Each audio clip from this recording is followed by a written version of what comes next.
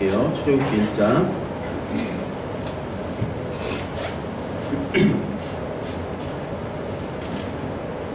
출애굽기 1장 1절부터 7절까지. 1장 1절부터 7절까지.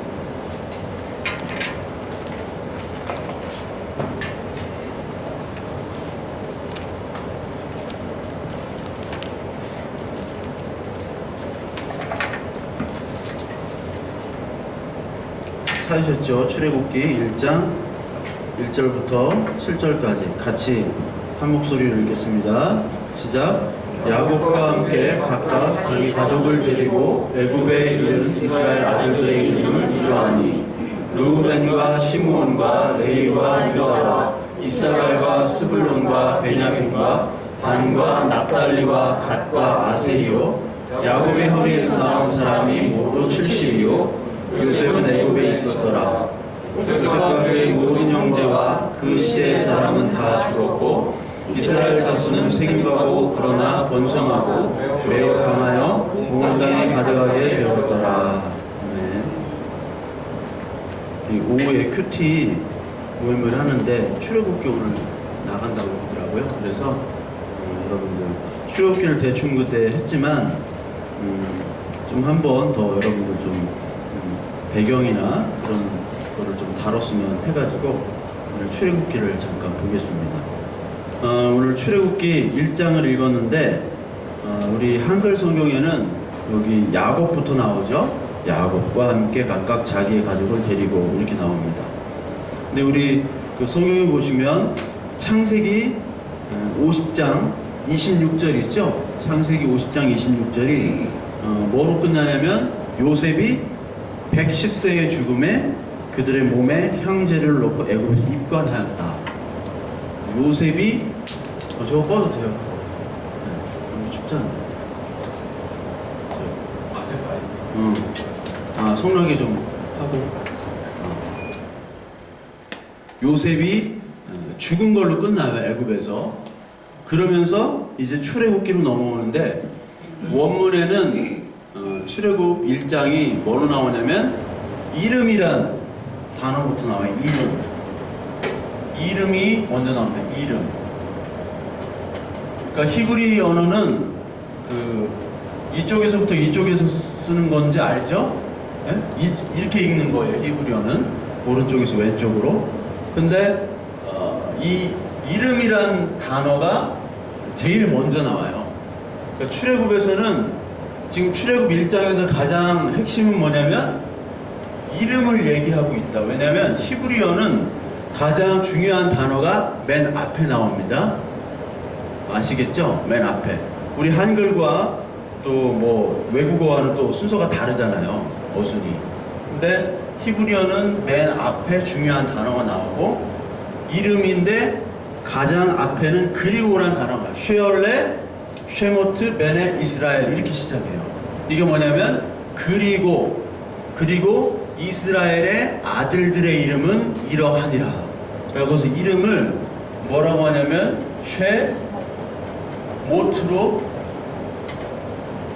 얘기를 해요. 쉐모트라는 단어로 이름을 얘기해요. 그러니까 딱 출애굽에서 우리는 그 출애굽기 하면 그냥 하나님께서 기적을 일으키셔서 10가지 재앙하고 홍해바다 가르시고 거기에 초점을 맞추는데 출애굽에서 얘기하는 출애굽기는 바로 엑소더스보다도 탈출기보다도 뭐를 얘기하는 지금 이름을 얘기하고 있다. 왜 이름을 얘기하고 있느냐? 요셉이 애굽에서 죽은 것이 끝이 아니라는 것. 그것과 동시에 이제 시작이라는 거예요. 애굽이 끝이 아니라는 거. 우리가 애굽이 이 세상이잖아요. 우리가 죽고서 우리는 이름으로 다 죽습니다. 다 이름이 있죠. 그건 세상 이름이에요.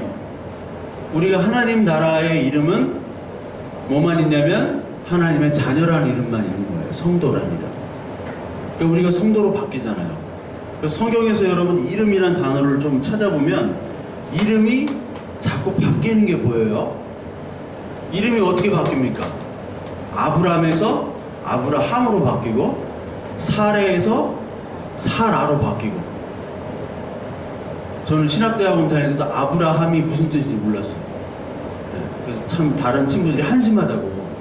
너 어떻게 성경도 한 번 안 읽고 어떻게 여기 들어왔냐고 그러는데, 그래서 그 몰랐어요. 그 정도로. 그러니까 바뀐 것도 모르고. 나는 예전엔 뭐 야곱과 이스라엘 구분을 못했어. 근데 야곱이란 이름에서 이스라엘로 바뀐 거잖아요, 이름이. 그러니까 성경은 이름을 되게 중요하게 여겨요. 그러니까 여기 나오는 지금 야곱부터 해가지고 야곱의 가족들의 이름이 쭉 열거가 돼 있잖아요. 그 이름에 주목을 해야 돼요. 과연 이름이 뭔가? 그리고 이름이라는 것은 과연 뭐를 뜻하고 있는가, 이 성경에서. 우리 소리가 나. 네. 이름. 그래서 여러분들 그 성경에 보면은 처음에 아담이 이름을 져주죠. 생명들에게, 동물들에게 이름을 져주잖아요. 그 이름을 져준다는 것은 그 이름 안에 모든 그 동물의 특성과 식물의 특성과 모든 것들을 다 담아서 내는 거잖아요. 즉 성경에서는 마찬가지입니다. 하나님께서 우리에게 이름을 주셨다. 하나님의 자녀란 이름을 주셨다는 것은 바로 뭐냐면 하나님과 소통을 한다는 거죠. 그렇죠? 하나님이 모든 형상들을 우리에게 전달해 준다는 의미예요. 이름이라는 것이. 그러니까 사실 이름은 생명이 있는 것만 이름이 있습니다. 생명이 있는 것. 생명만. 생명이 없으면 이름이 필요가 없어요. 이름은 지워집니다. 근데 생명은 어느서부터 나와요? 생명이라는 것이. 생명은 예수 그리스도로부터 나오는 거잖아요. 생명은 하나님으로부터 나오는 것이지, 하나님과 관계 없으면 성경은 그것은 죽었다라고 얘기를 하는 거예요. 죽었다. 그래서 에베소 2장 1절에 너희 허물과 죄로 죽었던 너희를 살리셨도다. 허물과 죄로 우리는 이미 죽었어요. 이 땅에서 이름도 있고 생명도 있고 숨도 쉬고 다 경제활동도 하고 결혼도 하고 가정도 있지만, 하나님과 전혀 관계없는 사람들은 다 이름이 없는, 생명이 없는 사람으로 성경에서는 평가를 하는 거예요. 그래서 출애굽은 생명이 있는 자와 생명이 없는 자, 즉 하나님의 이름을 받은 자와 이름이 없는 자로 나눠집니다. 그래서 한번 보실래요? 여기 보면 이집트의 왕이 나오죠. 이집트의 왕. 근데 출애굽을 이렇게 읽으시면서 이집트 왕 이름 나온 거 봤어요? 이집트 왕? 그냥 파라오. 여긴 바로 나오죠. 바로 하니까 B1A4. 예, 그 바로. 어? 바로로 하는 애들도 있어. 유형부 이런 애들. 이런 귀염둥이들. 몰라요. 파라오인데 어떤 파라오인지 얘기가 없어.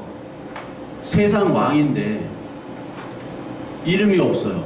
그런데 비교를 해보세요. 여기 보면 1장 우리 읽었는데 1장 17절 한번 봐봐요. 1장 17절. 1장 15절. 1장 15절. 자, 15절 보면 애굽 왕이 히브리 산파 시브라라는 사람과 부하라라는 사람에게 말하여. 자, 히브리 산파. 애굽인도 아니고 히브리 산파 이름은 여기 있어요, 없어요? 있어요. 그러니까 바로의 세상의 왕 이름은 무시하고 성경은 하나님의 자녀인데 히브리 사람. 히브리라는 게 하피루, 먼지거든. 그러니까 이 애굽 사람들은 히브리인을 흙먼지로 후 불면 날아가는 노예로 알았대요. 노예는 이름이 있어요, 없어요? 없잖아, 노예는. 고대 문헌에 보면 노예는 이름이 없습니다. 그리고 우리나라에서도 개똥이, 언년이, 끝순이 막 그렇잖아, 이름들이. 다 노예야, 이게. 김씨, 뭐 이씨, 성도 없어요. 개똥이 막 다 이렇게 불렀다고, 노예는. 이름이 없는 사람이에요.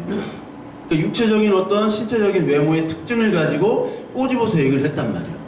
그런데 그 히브리에다가 여자예요, 여자. 여자는 사람이 아니었잖아요, 당시. 여자의 이름을 성경은 기록을 하고 있어요.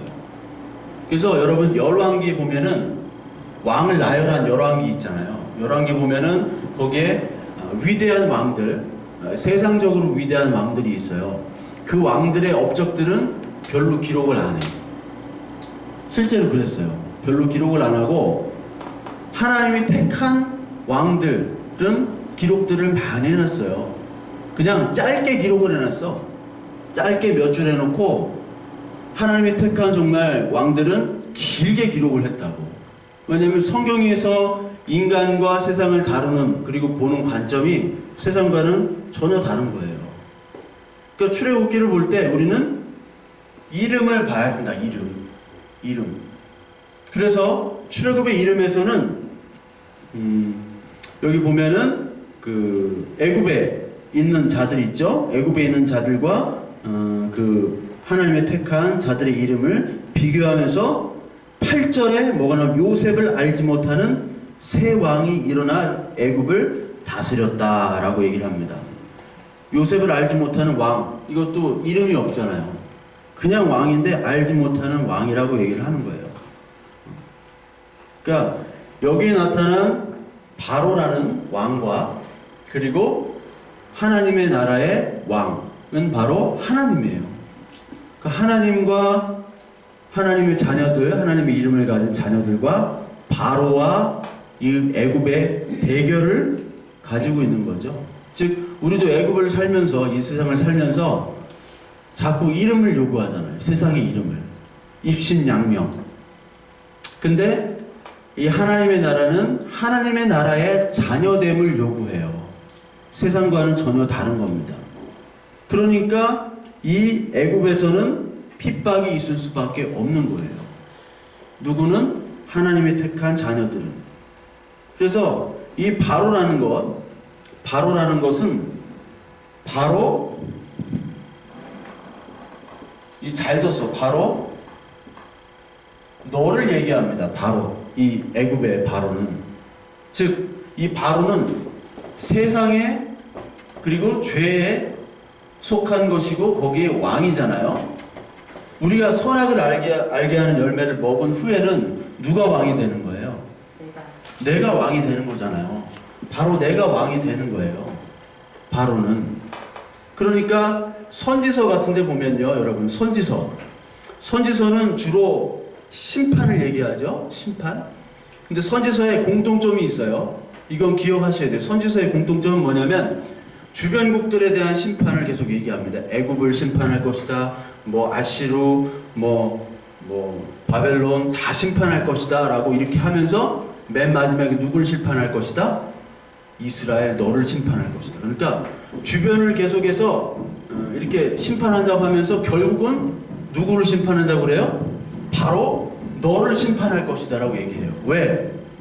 네가 지금 세상에 왕이 되어 버렸으니까 너를 심판할 거야. 근데 이 너라는 것은 바로 하나님이 택한 자녀 이스라엘이잖아요. 그러니까 그 이스라엘 안에 지금 애굽이 있다는 거예요. 즉 우리 안에 지금 바로란 이름이 동시에 존재하는 겁니다. 하나님의 자녀란 이름과 바로란 이름이 동시에 존재하는 거예요. 그래서 애굽에서 지금 430년간 살아가고 있는데 이 중에 다 자기가 하나님의 자녀의 이름을 놓치고 잃어버리고 지금 430년간 살아가고 있어요. 그거를 지금 보여주고 있는데 그런 사람들을 어떻게 구원해요? 하나님이 억지로 끄집어내는 거예요. 우리도 세상에 이렇게 살다가 어떻게 이 자리에 오게 됐어요? 이유가 없죠? 내 힘으로 온 것이 아니잖아요. 그러니까 나는 이름을 모르고 살고 있었어요. 이게 하나님의 자녀인지 뭔지 몰라요. 그냥 사는 거야. 세상에서 태어나니까 내 이름을 불러주고, 그러니까 이름이 내가 이름이 이런가 보다 하고 주민등록증도 나오고 뭐 다 나오잖아요. 다 쓰잖아, 이름을. 그리고 세상의 시스템대로 그냥 사는 거야. 내 이름을 어떻게 알릴까? 어떻게 이 세상에 맞춰 살까? 그러면서 사는데 동시에 우리는 그때 하나님의 은혜로 말미암아 믿음은 우리에서 난 것이 아니라 하나님께서 부른 거죠. 우리를 택하서 끄집어낸 거잖아요. 그 믿음을 가지고 우리가 이름을 새로 얻었어요. 그러니까 여러분들에게 우리가 다 이름이 있지만 그 이름은 결국 뭘로 되느냐? 하나님의 자녀, 아들, 딸이 돼야 되는 거예요. 아들, 딸. 그래서 이름이 정말 중요합니다. 저희 교회 이름이 좋아요. 일단 보면은 둘은 아둘람, 응? 아들람 뭐 이렇게 해도 되고. 그러니까 뭐 많은 교회가 제자 되자, 제자 훈련하자 막 그렇게 얘기하잖아요. 근데 제자라는 단어보다 아들이라는 단어가 더 좋은 거예요. 그렇잖아. 아들과 딸, 자녀가 좋지 제자가 좋아요 그거? 맨날 스승한테 두드려 맞고. 응? 제자는 제자보다 아들이 돼야 된다. 아들. 그리고 신부가 돼야 되고 아들이 돼야 되고 가족이 돼야 되고 그 이름으로 하나님이 바꿔주신다고요. 성경을 우리 출애굽을 한번 이렇게 보시면요. 출애굽을 그 구조를 한번 보시면 1장부터 사실 11장까지는 노예 상태에서 이제 하나님이 구원하시는 거예요. 11장까지는. 그래서 12장에서 저기가 나오죠. 6월절이 나오고 그 다음에 12장 넘어서부터는 이제 광야로 끌고 가시는 거야. 광야로 끌고 가면서 여기에서 죄와 동시에 하나님의 은혜가 같이 나와요. 18장까지. 그리고 19장부터 24장까지는 여기서 하나님이 너희들은 어떤 존재임을 깨닫게 하시고 말씀, 즉 언약이라는 것을 보여주세요. 니들이 왜 이렇게 구원받았냐 라는 것은 내가 약속을 이미 너한테 했기 때문이다 라고 얘기하시고 마지막 25장부터 40장까지는 성막, 증거막을 만들죠. 그 만든다는 건 뭐예요? 집을 만든다는 거는 같이 살자. 그러니까 결국은 같이 사는 거예요. 우리는 하나님과 같이 사는 거고 예수 그리스도와 같이 사는 거란 말이에요. 말씀으로 같이 산다. 같이 밥 먹고 산다. 그래서 예수님께서 오셨을 때 한 일이 뭐냐면 같이 밥 먹은 일이에요. 같이. 그래서 예배 시간에 끝나고 밥 안 먹고 도망가는 인간들은 이 예배를 잘 안 드리는 인간들이야. 밥 안 먹고 그냥 그리고 있잖아요. 교회 가면 다 있어. 어느 교회든 특히 대형 교회 가면 많은데 이렇게 뭐 목사님이 기도를 이렇게 마치잖아. 마치기 전에 빠져나가는 인간들이 많아. 그걸 예배를 안 드리는 거야. 밥을 먹는다. 이거는 식구라는 이름으로 다시 태어난다는 거예요. 그 이름과 가족이 이렇게 중요하다 그거예요. 이렇게. 그래서 하나님께서는 이 이름을 여기에다가 주셨다. 그리고 그 이름에 대해서 여러분들 또 한번 볼 텐데 여러분 그 출애굽기 39장 한번 볼까요? 출애굽기 39장에 보시면 출애굽기가 40장까지 있는데 맨 마지막이에요. 맨 마지막 출애굽기 14장 39장 14절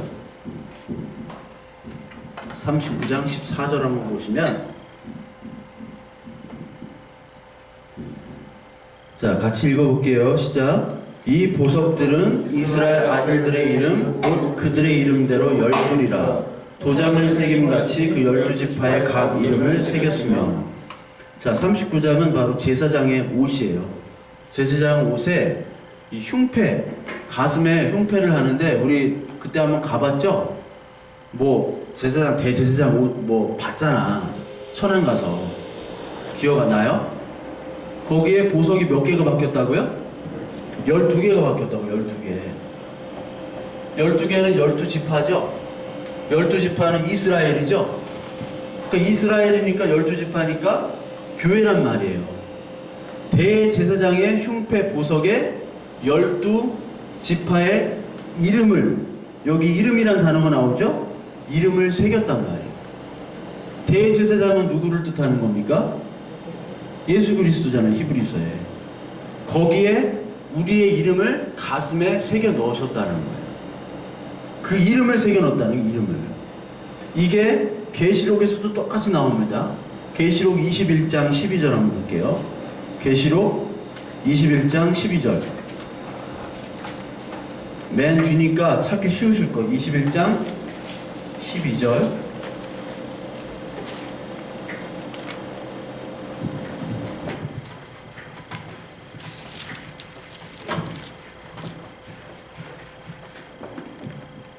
계시록 21장 12절 보시면 자 제가 읽을게요. 크고 높은 성곽이 있고 12문이 있는데 문에 12천사가 있고 그 문들 위에 이름을 썼으니 이스라엘 자손 12지파의 이름이라. 이게 새하늘과 새 땅 새 예루살렘은 바로 사실 어떤 공간적인 개념이 아니라고 그랬죠. 천당은 하나님과 함께 거하는 거예요. 하나님과 함께 사는 것. 그리스도와 함께. 즉 대제사장인 그리스도를 얘기하는 것인데 거기에 문이 있는데 문이 12지파의 이름들이 있다라는 거예요. 즉 출애굽기 39장 14절과 똑같이 하나님께서 우리들의 이름들을 하나님의 자녀로 새기셨다라는 거예요. 그 이름이 그만큼 중요하죠. 빌립보서 2장 9절에 모든 이름 위에 뛰어난 그 이름, 예수 그리스도를 상징하잖아요. 그 이름을 계속해서 얘기하는 겁니다. 계시록 19장에 한번 또 봐요. 19장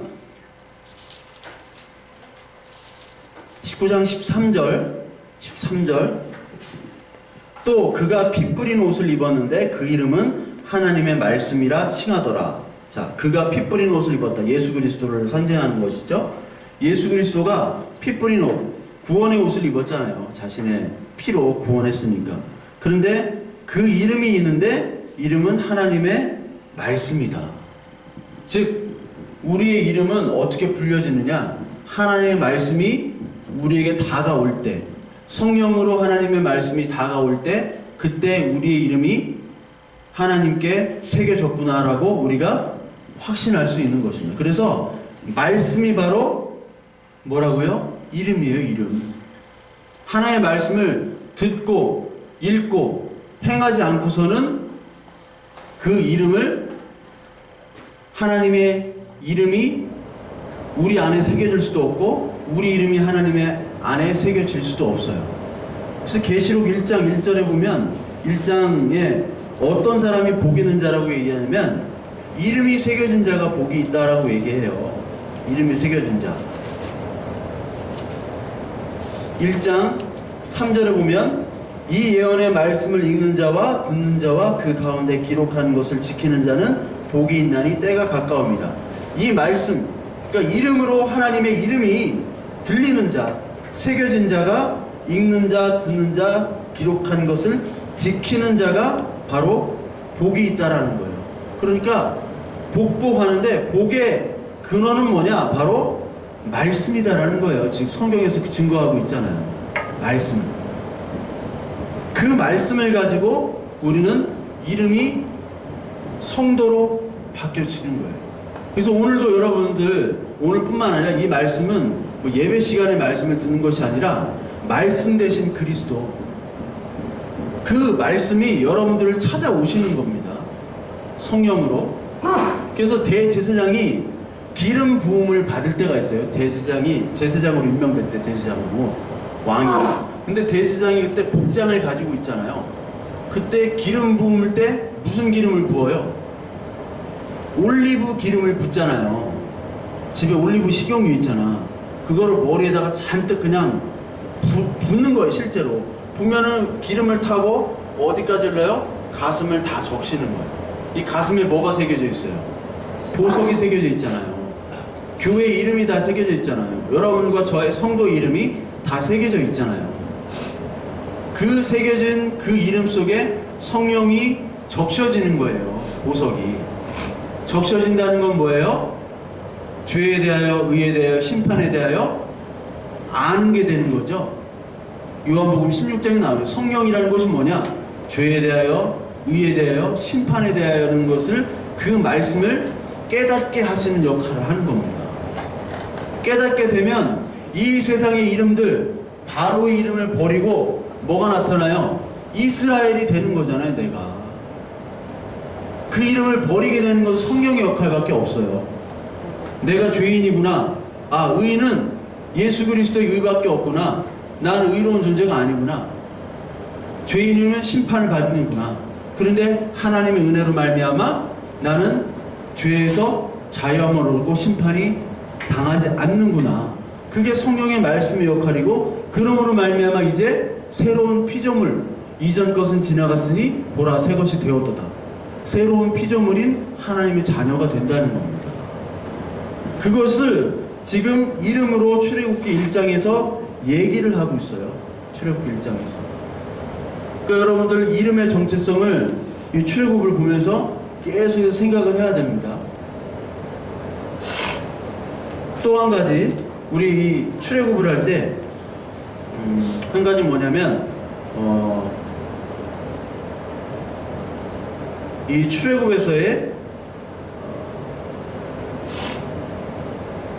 애굽 그리고 그 이집트 미츠라임이라고 그랬죠. 미츠라임 히브리 말로. 그 미츠라임의 어떤 종교와 문화를 우리가 좀 알 필요가 있어요. 왜냐하면 이 히브리의 신은 유일 신이잖아요. 근데 다른 모든 나라의 신들은 다신이었습니다. 다신. 그러니까 모든 다른 종교나 다른 나라에도 모든 신들이 있었던 거예요. 땅의 신도 있고 바다의 신도 있고 뭐 그리스 로마 신화처럼. 여기 이 사진을 보시면 이게 뭐 잘 아시다시피 피라미드죠. 피라미드. 서양에서의 어떤 그 가장 불가사의한 건축물이 7개가 있어요. 세븐 원더스라고 영어로는 하는데 그 세븐 원더스 중에 유일하게 남아있는 게 바로 저 피라미드입니다. 그래서 저 피라미드가 언제 건축됐냐면 요게 이제 쿠프의 피라미드라고 요 높이가 150m가 넘어요.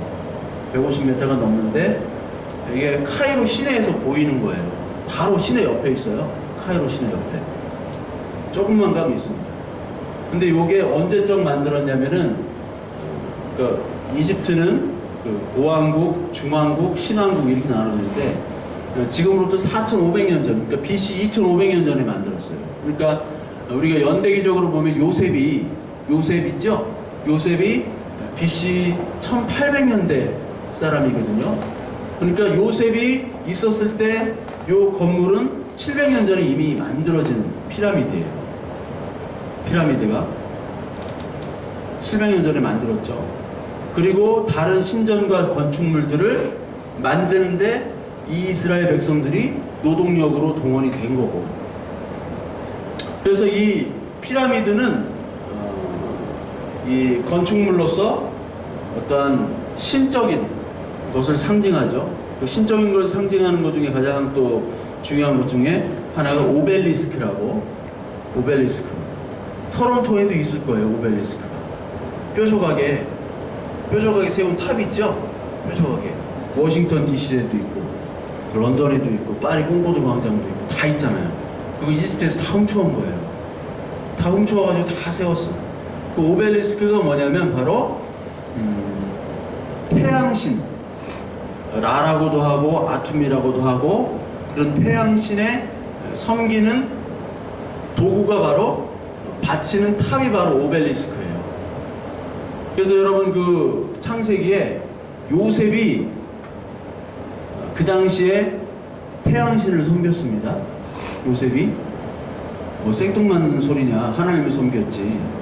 근데 요셉은 애굽의 총리였잖아요. 태양신을 섬길 수밖에 없었어요. 그 근거가 바로 뭐냐면 자기 장인이 태양신의 제사장이었어요. 알죠? 몰랐어요? 창세기 41장 한번 봐요. 창세기 41장. 요셉이 하나님을 막 잘 섬겼다. 물론 하나님을 섬겼죠. 하나님을 섬겼는데 요셉이 총리인데 그 이집트의 신을 안 섬기고 어떻게 배길 수가 있겠어요? 당연히 섬겼지. 창세기 41장 보면요, 41장 45절 한번 봐요. 41장 45절.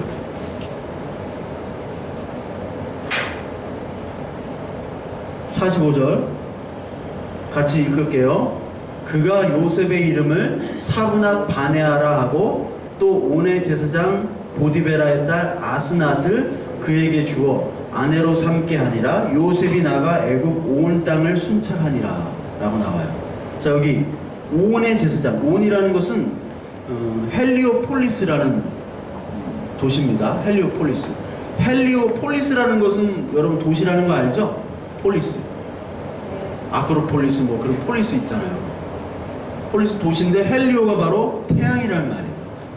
태양의 도시 거기에 라신을 섬기는 제사장 보디베라의 딸 아스낫과 결혼을 했고 이름도 뭘로 바꿨어요? 사브낫 바네아. 히브리 이름이 바뀌어야 되잖아요. 애굽 총리인데 애굽식으로 바꿔야 되잖아. 그러니까 이 요셉은 뭐를 섬겼느냐? 지금 이 신을 섬긴 거예요. 신을 섬겼어요. 오벨리스크도 섬기고 거기서 제사했단 말이에요. 그럴 수밖에 없었어요. 그런데 그의 마음에는 이미 하나님이라는 이름이 새겨졌죠. 여호와 하나님. 이게 이중적인, 그럼 두 개를 다 섬겼느냐? 응? 하나님께서는 그러면은 이렇게 섬긴다고 하나님 죽이셨을까요? 분명히 섬겼겠지. 이 이집트 총리니까. 죽이지 않으셨다고요. 그게 열왕기에 또 나오는데, 여러분 그 문둥병 걸렸던 그 아람의 장군이 누구죠? 나아만 장군이 문둥병을 낳고 하나님을 영접해요. 근데 하나님께 얘기하는 게 있어. 내가 그 신, 자기들 돌아가면 그 신을 섬겨야 되는데 그 제사에는 내가 참여해서 거기 의식에 참여해야 됩니다. 이것만은 봐주세요 라고 얘기하는 게 있어요. 하나님이 안 된다. 거기 참여해 내가 너 죽여버리겠다. 안 하거든. 해라. 봐준다고. 하나님께서는 그 마음, 그 제도권에 있는 여기 그 요셉에 할 수 없이 하는, 왜냐면 애굽에 하나님 보냈거든. 거기서 그 제도권에는 총리로 살게 하셨단 말이야. 그러나 그 마음 속에는 뭐냐? 하나님만을 섬겼죠, 요셉은. 그러나 지금 이 태양신의 그 행사에 반드시 참여했단 말이에요, 요셉은. 그건 우리가 많이 몰랐을 거예요. 그냥 하나님만 섬겼다. 근데 반드시 들어가야 됩니다. 반드시. 그러니까 이 요셉이 그 태양신과 그 태양신의 그 제사장의 딸과 결혼했다는 것은 바로 뭐냐면 이방인들과의 결합이에요, 사실. 우리 예수 그리스도께서 다 죄인들을 다 구원하셨잖아요. 마찬가지입니다. 이 죄인, 다른 신을 섬기는, 우리 다른 신 다 섬기고 있었잖아요. 우리가 다 적이었다고, 이 보디베라랑 아스낫이었다고. 근데 요셉을 만나가지고 이들이 사실은 구원을 받았습니다. 그리고 요셉의 아들들 므낫세와 에브라임이 태어나죠. 즉 이방인 사람들, 그 태양신을 섬기는 사람들과의 관계를 통해서 한 가족이 되고, 거기서 뭐가 나와요? 12지파의 하나, 2지파인 므낫세와 에브라임이 나오잖아요. 그러니까 우리는 이방인과 함께 합쳐져서 하나 예수 그리스도로 만들어지는 존재입니다. 왜? 우리가 이방인이기 때문에. 그러니까 너는 이방인, 너는 하나님 섬기고, 이거 사실 하나님만이 판단하시고 구분해야 되지, 우리가 뭐 이방인들 너는 정죄돼야 돼, 너는 나쁜 놈이야, 이런 근본주의 기독교로 가서는 안 돼요. 그걸 얘기하는 겁니다. 그러면서 동시에 우리 또 하나 봐야 될 것은 뭐냐면, 이집트를 이해하는 데 있어서 하나 이해할 게 바로 요겁니다. 이게 사자의, 죽은 자의 책이라는 건데, 죽은 자의 책. 이 죽은 자의 책이라는 여기에 그 모든 그 이집트의 그 종교관이 다 담겨져 있어요. 종교관이 담겨져 있는데, 여기는 지금 대기자 하는 거예요, 대기자. 그러니까 이 그림 뭐냐면, 여기 딱 나눠져 있죠? 여기로 들어가는 게 천국으로 들어가는 거예요, 이집트는. 여기로 들어가는 거예요. 여기로 들어가서 있는 게, 여기 요 신이 이집트 오시리스라는 신입니다. 오시리스는 그 오시리스의 부인이자 누이인 이시스라는 신이 또 있어요. 근데 오시리스가 자기 형인 세트가 그 저기 좀 뭐랄까 질투를 해가지고 그 자기 동생인 오시리스를 죽여요. 근데 죽이고 나서 그 이시스라는 자기 동생이자 부인이 이 죽인 시체들을 가지고 뭐 결합을 시켰는지 하여튼 부활을 시켜가지고 이 지하 세계의 왕이 되게 만들어요. 신화예요. 그리고 그 둘 사이에서 태어난 신이 바로 호루스라는 신인데 바로 얘. 얼굴은 매로 돼 있어요. 매로 돼 있고 태양신 라가 바로 이렇게 돼 있어요. 태양신 라가 요런 호루스에다가 뱀을 여기다 뒤에다가 이렇게 감아요. 그걸 태양신이라고 해서 섬기는데 이 호루스가 자기 아버지를 죽였던 세트를 죽여버리고 요 오시리스는 이제 그 지하 세계, 이제 사후 세계의 심판자로 들어가게 되는 겁니다. 그러니까 오시리스 왕국으로 들어가는 게 이제 이집트 사람의 그 종교관이에요. 우리도 죽은 다음에 천국으로 들어간다 그런 게 있죠. 죽은 다음에 들어가는 거. 근데 그 죽은 다음에 여기로 들어갈 수 있는 조건이 있어요. 조건이 뭐냐면 바로 요겁니다. 요게 뭐 같이 보여요? 저울입니다. 저울.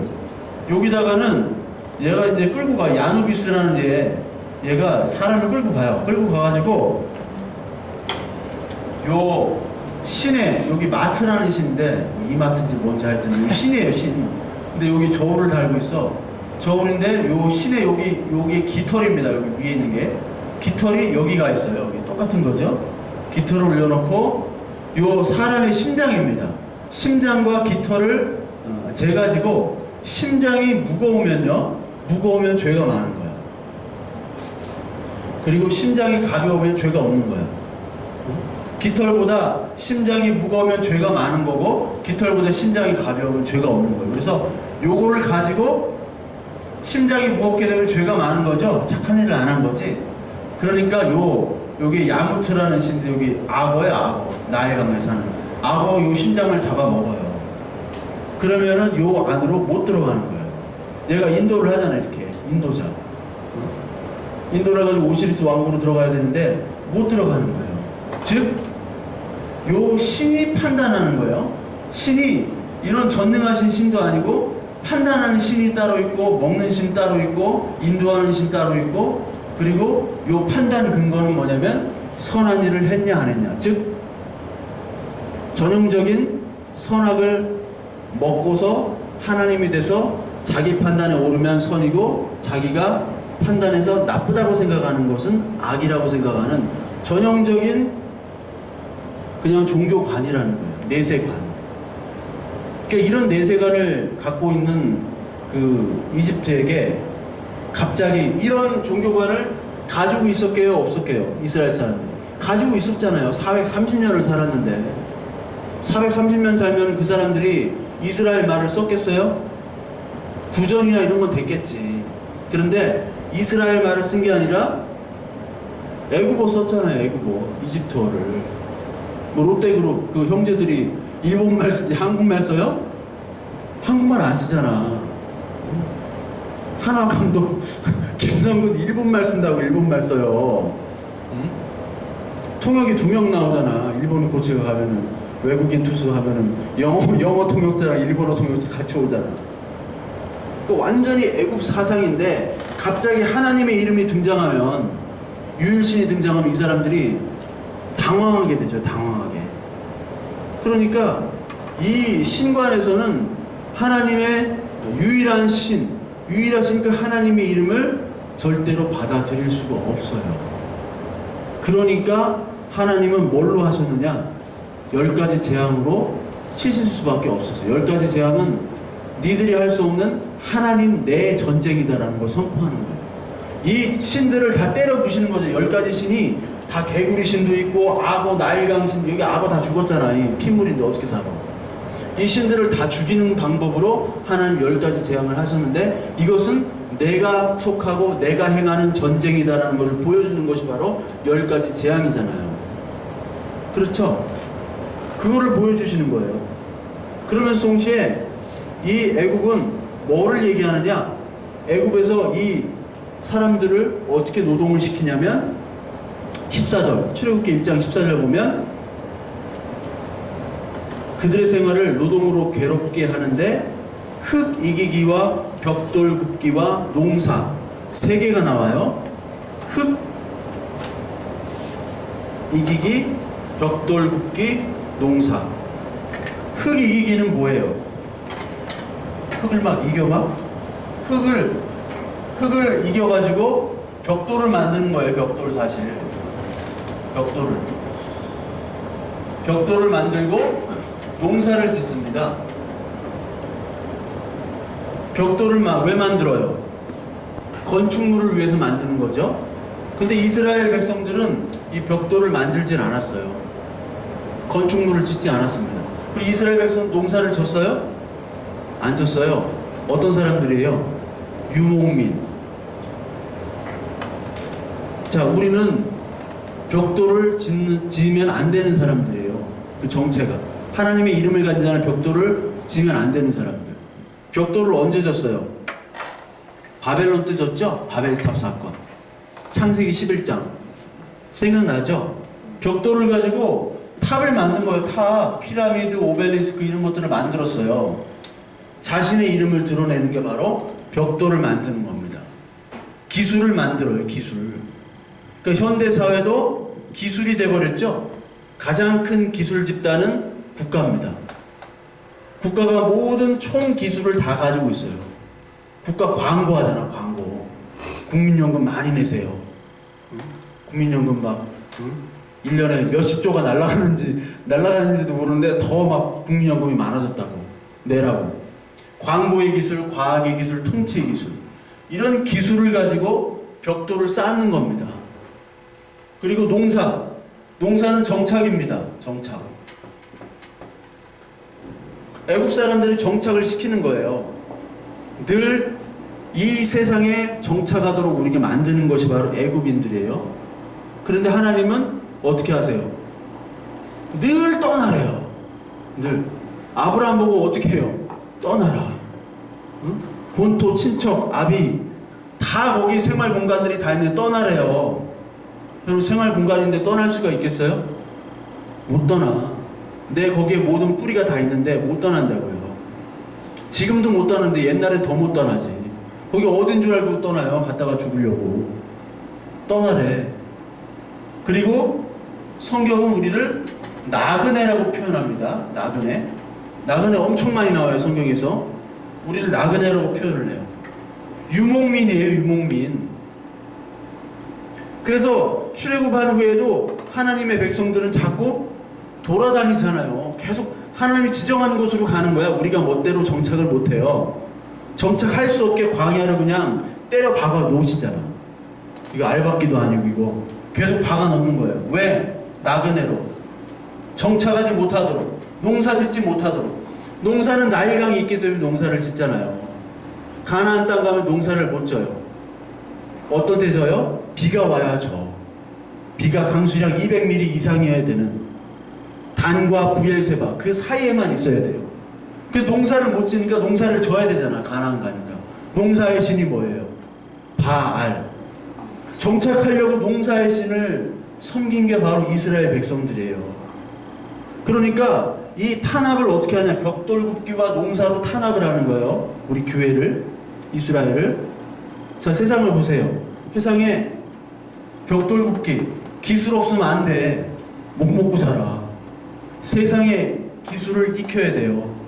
그리고 정착해서 돈을 차곡차곡 모으고 집도 마련하고 가정을 꾸리고 이런 정착을 중요한데 거기에 매달리다가 끝나는 게 인생이잖아요. 특히 교포사회 다 아시잖아요. 교포사회 열심히 일을 했어. 이제 먹고 살만하니까 암에 걸렸어. 죽어. 그런 인생들이 많잖아요. 교포사회는 더.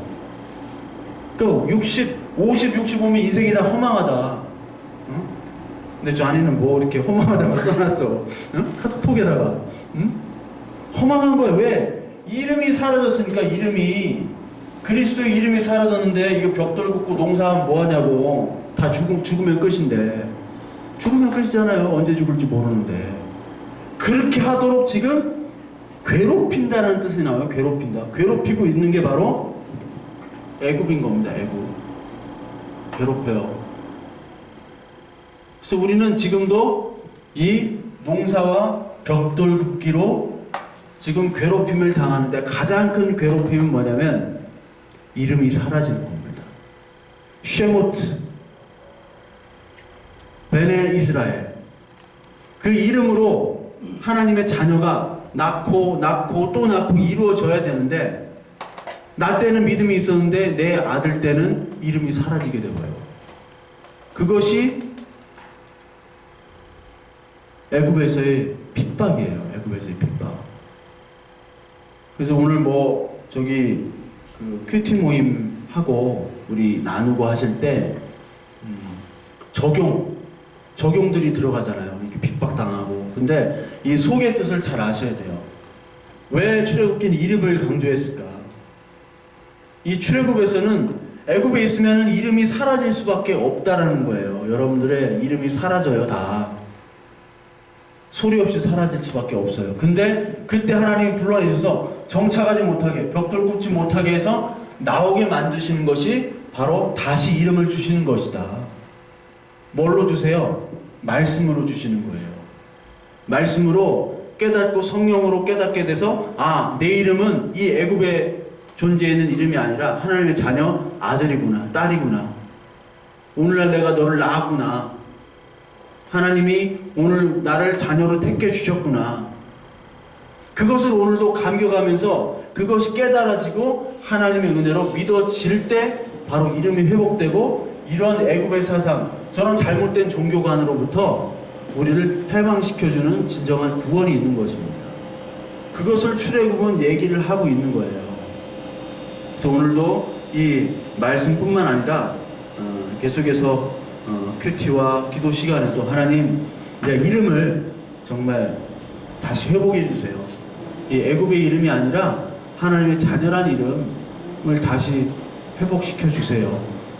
라고 여러분들 기도하시고 말씀을 듣고 읽고 행하는 복된 그런 자 되기를 원합니다.